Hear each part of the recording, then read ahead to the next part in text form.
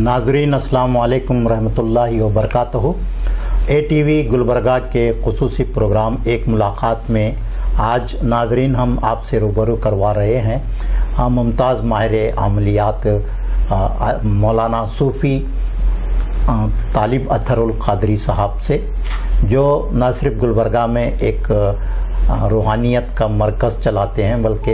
अमलियात की तरबियत का भी आप मरकज़ चलाते हैं और अमलियात के सिलसिले में आपका मुल्क भर के मुख्तलिफ़ मकामात पर जाना आना होता है। नाज़रीन, अमलियात में दुआए हिज़्बुल बहर को एक ख़ास अहमियत हासिल है, तो आज इसी मौजू पर हम सूफ़ी तालिब अतरुल क़ादरी साहब से गुफ्तगू करेंगे। मौलाना, आपका इस प्रोग्राम में खैर मक़दम है। सबसे पहले हमारे नाज़रीन को ये बताएं कि दुआए हिज़्बुल बहर इसकी क्या अहमियत और अफादियत है। अस्सलामु अलैकुम रहमतुल्लाहि व बरकातुहू। बिस्मिल्लाहिर रहमानिर रहीम। सबसे पहले मैं आपको बताता चलूँ कि दुआए हिज़्बुल बहर शरीफ, जैसा कि ग्रामी क़द्र आली जनाब अज़ीज़ुल्लाह सरमद साहब क़िबला ने सवालिया निशान लगा करके पूछा कि दुआए हिज़्बुल बहर की अफादियत क्या है, इससे पढ़ने में फ़ायदे क्या हैं। सबसे पहले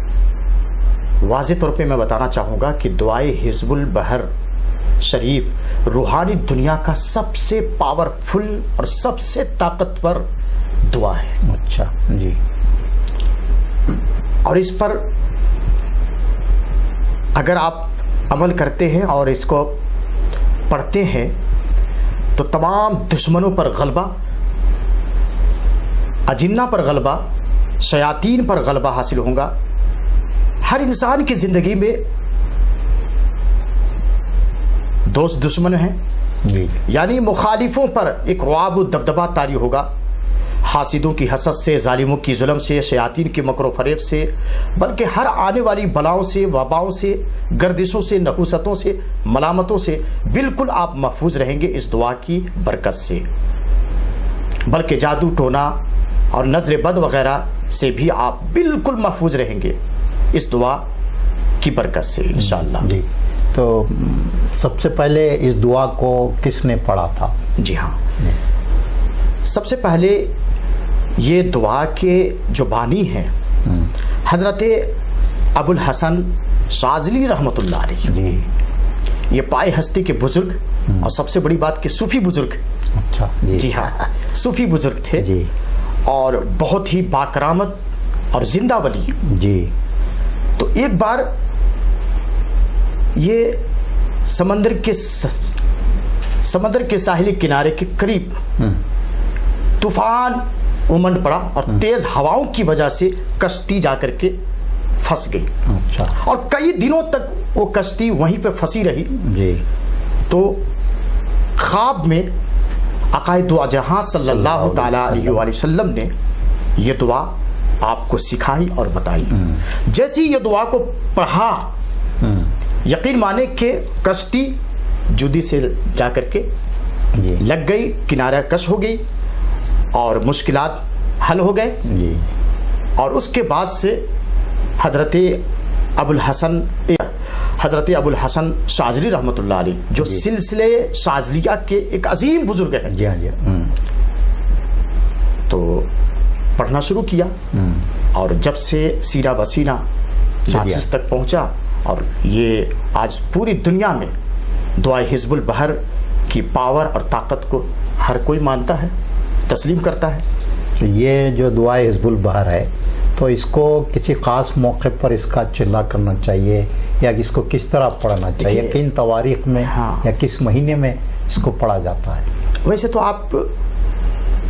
इसको किसी भी महीने में पढ़ सकते हैं, लेकिन जहाँ तक चिल्ला कशी की बात है, इस पर अमल करने की बात है, अगर आप अमल करते हैं, दुआए हिज़्बुल बहर की रियाजत करते हैं, मुजाहिदात करते हैं, चिल्ला कशी करते हैं, आमिल बनने के लिए या आमिल बनना चाहते हैं, तो सफ़रुल मुज़फ़्फ़र की 6, 7, 8 तारीख, अच्छा, या फिर उरूज माह में कभी भी करें, यानी 1 तारीख से लेकर 14 तारीख तक चांद बिल्कुल उरूज पर रहती, तो उरूज माह में कभी भी ये कर सकते हैं 1 तारीख से लेकर के 14 तारीख तक। लेकिन आम तौर पर बुजुर्गों ने 6, 7, 8 جی کی تاریخ کو مقرر کی ہے۔ اچھا، اس کا کوئی خاص اہتمام ہے اس کا پڑھنے کا، اس پہ تھوڑی سی روشنی ڈالیں۔ جی اس کا اہتمام جیسے کہ عمل کرنا چاہ رہے ہیں تو جیسے کہ عام عمل رہتے ہیں، ہر قسم کے عمل رہتے ہیں، تو جیسے آپ احرام کا کپڑا، اب ہم اپنی خانقاہ میں جو اہتمام کر رہے ہیں اس چلہ کشی کرنے کے لیے، اس کے لیے حالت احرام میں بالکل حالت اعتکاف میں، یعنی اعتکاف کے ساتھ اور احرام کا کپڑا پہن کر کے، اور اس کے بعد پھر کیا مٹی کا پیالہ، مٹی کا گلاس، مٹی کے برتن وغیرہ، اور بالکل خاکساری کے ساتھ، عاجزی کے ساتھ اور شریعت مطہرہ پہ سختی کے ساتھ عمل کرتے ہوئے، صوم و صلات کی پابندی کرتے ہوئے، تمام فسق و فجور سے بچتے ہوئے، اور بالکل ترک جلالی کے ساتھ یہ عمل کرنا ہے۔ اچھا، تو یہ آپ کی خانقاہ میں پچھلے کئی سالوں سے یہ چلہ کشی کروائی جا رہی، تو کیا اس سال بھی اس کا اہتمام کیا گیا؟ الحمدللہ اس بار اور شور شرابے کے ساتھ، بالکل تسک احتشام کے ساتھ یہ عمل ہماری خانقاہ میں کرایا جا رہا ہے، اور اس میں ہندوستان بھر سے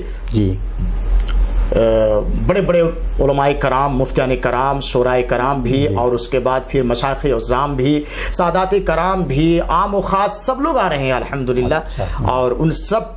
کے لیے ایک اجتماعی طور پر اجتماعی عمل کا اہتمام کیا گیا ہے۔ جی ہم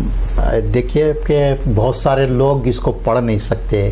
کوئی نہ کوئی ان کی وجہ ہوتی ہے، تو کیا اس کو سننے سے بھی کوئی فیض مل سکتا ہے؟ بالکل، کیونکہ چلے کا اہتمام نہ کر سکیں اور وہ سننا چاہیں، تو ایسا کوئی آپ کی خانقاہ سے بھی بہت سارے پروگرام آپ وظائف وغیرہ آن لائن کرتے ہیں، تو اس پروگرام کو بھی آن لائن کر رہے ہیں کیا؟ جی بالکل، جو لوگ اس میں اس چیز میں نہیں آ سکتے ہیں یا شرکت نہیں کر سکتے ہیں، یا کسی وجہ سے یہ چلہ نہیں کر سکتے ہیں یا عمل نہیں کر سکتے ہیں، پڑھ نہیں سکتے ہیں، تو ان سب کے لیے گھر بیٹھے سننے کا بھی اہتمام ہم اپنے یوٹیوب چینل تعلیمات صوفیہ پر، اور اگر آپ نے اپنے ناظرین کو آپ اپنے چینل پر بھی اگر نشر کرتے ہیں تو بہت بہت شکریہ۔ تو بہرحال اس کا بھی ہم نے اہتمام کیا ہے، تعلیمات صوفیہ یوٹیوب، ہاں یوٹیوب پر اور تمام سوشل میڈیا کے پلیٹ فارم پر ہم نے یہ اہتمام کیا ہے کہ رات کے 9 بجے سے لے کر کے 11 بجے تک یہ لائیو نشر کیے جائیں گے، اور یکے بعد دیگرے تقریباً علماء کرام، مفتیان کرام یا جو بھی عاملین رہیں گے وہ سب پڑھیں گے انشاءاللہ العزیز، یعنی کہ لائیو نشر کیے جائیں گے۔ تو اس سے کیا ہے، گھر میں کسی بھی قسم کا افیکٹڈ وائرس وغیرہ رہے، یا نحوست یا گردش یا ملامت یا کاموں میں رکاوٹیں، یا جس گھر میں کسی بھی قسم کا کوئی بھی معاملات رہا، تو انشاءاللہ اس دعا کی برکت سے اس گھر میں امن و امان، سکون و اطمینان، خیر و برکت، اور یہ تمام چیزیں انشاءاللہ العزیز دعا سے یقیناً فیض ملے گا ہی، تو یہ دعا سنانے کا اہتمام کیا گیا ہے۔ یہ جو عمل ہے میں سمجھتا ہوں کہ یہ بہت دعا بڑی طویل ہے، اور اس کو 3 دن میں شاید کچھ اعداد میں پڑھنا ہے، تو اگر کچھ لوگ اتنا نہیں پڑھ سکتے ہیں تو ان کے لیے کوئی مختصر بھی اس کا جز ہے کیا؟ دعائے حزب البہر ایک چھوٹا بھی ہے جو عام لوگوں کے لیے 3 سے 4 سطر کی ہے، جو عام لوگ بھی اس کو پڑھ سکتے ہیں، اور ہمارے پاس جو لوگ بھی آئیں گے، جو لوگ نہیں پڑھ پائیں گے، اگر دیکھیں گے کہ جو لوگ نہیں، جو حافظ نہیں ہے، عالم نہیں ہے، قاری مفتی نہیں ہے، تو غیر عالم کے لیے میں نے ان کے جذبے کو دیکھتے ہوئے کہیں نہ کہیں ان کو میں چھوٹا دعائے حزب البہر پڑھنے کے لیے میں کہوں گا، اور چھوٹے دعائے حزب البہر شریف کا اہتمام کراؤں گا، وہ رہنمائی آپ انشاءاللہ کریں۔ تو مولانا آپ کا زیادہ زور میں دیکھ رہا ہوں کہ علماء کو عملیات میں ماہر کرنے کے لیے آپ زیادہ دلچسپی لے رہے ہیں، بے شک۔ تو یہ دعائے حزب البہر سے بھی کیا موجودہ حالات میں جبکہ بہت سارے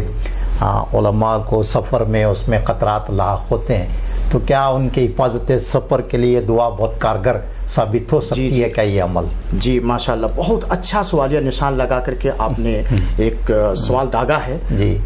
بہت اچھی لائن آپ نے کھینچی ہے۔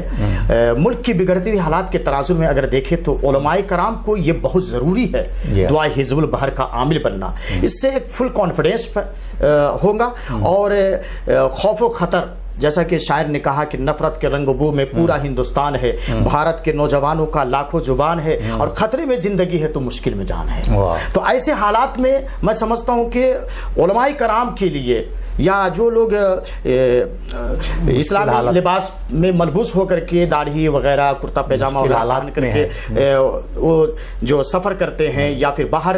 جاتے ہیں، تو ان کے لیے ایک بہت بڑی حفاظت، جو شرپسندوں سے گھر جاتے ہیں، تو تمام شرپسندوں سے، ظالموں کی ظلم سے، شیاطین کے مکر و فریب سے، اور ہر ایک ایسے دشمنوں پر آپ کا غلبہ طاری ہوگا، اور انشاءاللہ آپ محفوظ معمول رہیں گے۔ تو علماء کرام کو خاص طور پہ چاہیے کہ دعائے حزب البحر کا عامل بن جائے۔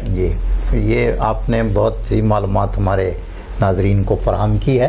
تو میں آپ سے یہ جاننا چاہوں گا کہ عام دنوں میں بھی کیا کسی گھر میں بلائیات آفاتی وغیرہ کی دفع کرنے کے لیے بھی اس دعا کا اہتمام کیا جا سکتا ہے؟ بالکل بالکل، یہ دعا حزب البحر شریف، اس میں گرمی بہت زیادہ ہے۔ دیکھیے اس کا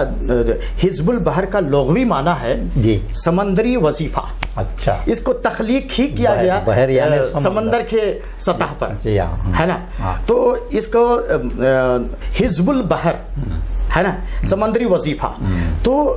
یہ ظاہر سی بات ہے، یہ آب حیات کی طرح ہے۔ اگر کوئی انسان اپنے گھر میں مشکل حالات سے نپٹنے کے لیے اگر گھر میں دعائے حزب البحر شریف کی تلاوت کرتا ہے، اس کا اہتمام کرتا ہے، تو یقیناً اس میں کوئی شک نہیں ہے، دریچے شک، کہ اس گھر سے بلیات دور ہوں گے اور جادو ٹونا اور ہر قسم کے زمینی و آسمانی بالاؤں سے ان کو نجات ملے گی۔ جی، تو یہ